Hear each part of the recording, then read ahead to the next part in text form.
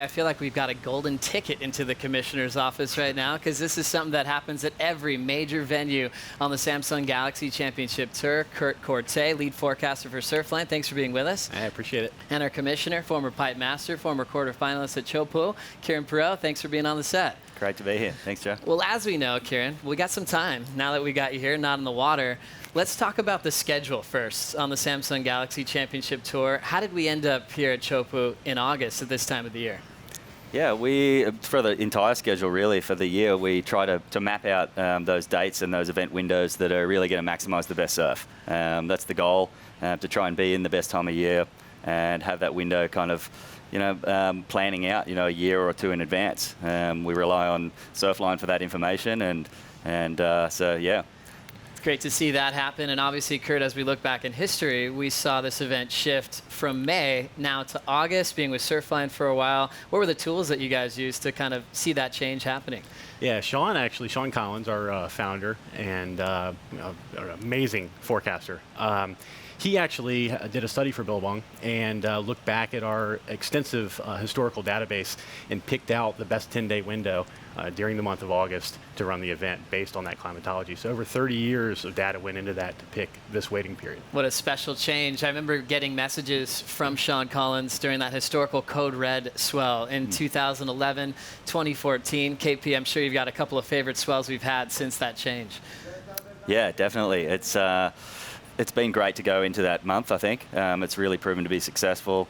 And it was a challenge at the beginning. We had a couple of years that were average when we moved to August, but now we've seen probably one of the best events ever in 2014. We've seen some great swells. It's not a guarantee. That's the thing, I guess. You put a lot of science behind it, but it's never a guarantee that you're going to turn up and have absolutely incredible Chopu.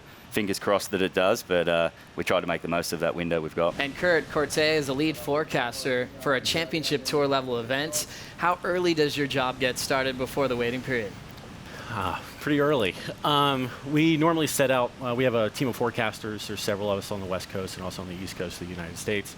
And we get together and decide which one of us are going to take the primary forecasting duties for each event. Once we do that, in the months leading up to the contest, we actually take a look at some of the long-range climate models and get a feel for kind of how things are moving in the atmosphere and kind of get an idea of how things might shake out as we head into the event.